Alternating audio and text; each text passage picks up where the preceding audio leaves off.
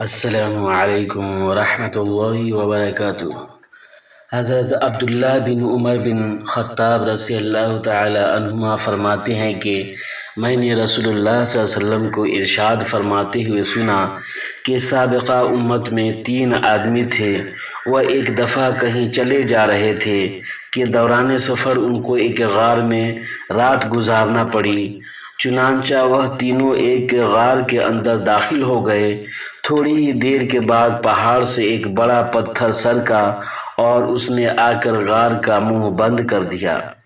سب کہنے لگے کہ اس پتھر سے نجات اور خلاصی کی یہی صورت ہے کہ ہر آدمی اپنے نیک اعمال کا اللہ تعالیٰ کے سامنے وسیلہ پیش کر کے دعا کرے۔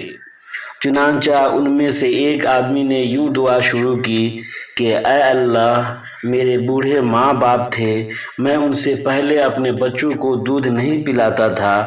ایک دن میں درختوں کی تلاش میں دور نکل گیا۔ جب شام کو واپس آیا تو وہ دونوں سو چکے تھے۔ میں نے ان کے لیے رات کا دودھ دوہا۔ جب ان کی خدمت میں لے کر حاضر ہوا تو وہ سوئے ہوئے تھے۔ میں نے ان کو جگانا پسند نہیں کیا اور مجھے یہ بات بھی اچھی نہ لگی کہ ان سے پہلے اپنے بچوں کو دودھ پلاؤں۔ چنانچہ میں اسی حالت میں کہ دودھ کا پیالہ میرے ہاتھ میں تھا اور ان کے بیدار ہونے کا انتظار کرتا رہا، یہاں تک کہ ساری رات گزر گئی اور صبح صادق ہو گئی اور بچے میرے قدموں میں بلبلاتے رہے۔ پھر وہ بیدار ہوئے تو انہوں نے دودھ نوش کیا۔ اے اللہ، اگر میں نے یہ کام تیری رضا جوئی کے لیے کیا تھا تو اس پتھر کی وجہ سے جس پریشانی میں ہم مبتلا ہیں اس کو دور کر دے۔ چنانچہ وہ پتھر تھوڑا سا ہٹ گیا کہ ابھی اس سے نکلنا مشکل تھا۔ پھر دوسرے آدمی نے یوں دعا کی کہ اے اللہ، میری ایک چچا زاد بہن تھی، وہ مجھے بہت پسند تھی۔ ایک روایت میں یہ الفاظ ہیں کہ میں اس سے اس قدر محبت کرتا تھا جس قدر کوئی مرد عورت سے محبت کرتا ہو، بلکہ اس سے بھی زیادہ۔ ایک دن میں نے اس سے برائی کا ارادہ کیا تو وہ نہ مانی، حتیٰ کہ وہ قحط میں مبتلا ہوئی تو میرے پاس آئی۔ میں نے اس کو 120 دینار اس شرط پر دیے کہ وہ مجھے برائی کا موقع دے گی۔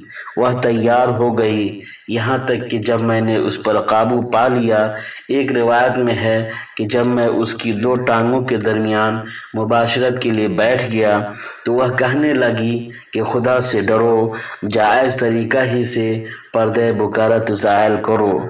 پس میں اس سے دور ہو گیا، حالانکہ وہ مجھے بہت زیادہ محبوب تھی، اور جو سونا میں نے اس کو دیا تھا واپس نہیں لیا۔ اے اللہ، اگر میں نے یہ کام تیری خوشنودی کے لیے کیا تھا تو اس مصیبت سے ہمیں نجات دے دے جس میں ہم سب مبتلا ہیں۔ چنانچہ وہ پتھر تھوڑا سا مزید اپنی جگہ سے ہٹ گیا کہ ابھی اس سے نکلنا مشکل تھا۔ پھر تیسرے آدمی نے دعا کی کہ اے اللہ، میں نے چند مزدور اجرت پر رکھے تھے، ایک آدمی کے سوا سب کی مزدوری میں نے ادا کر دی۔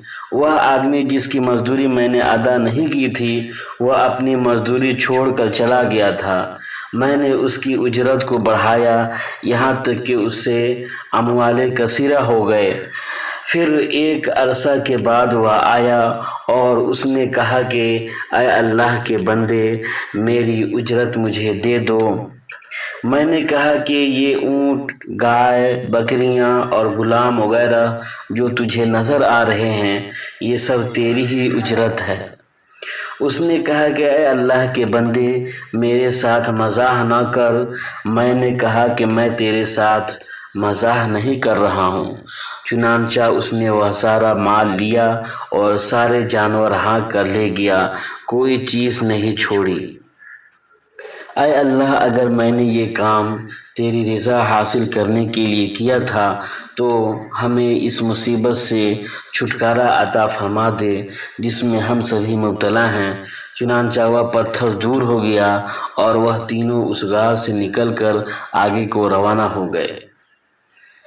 صحیح بخاری حدیث نمبر 2272 اور مسلم 2443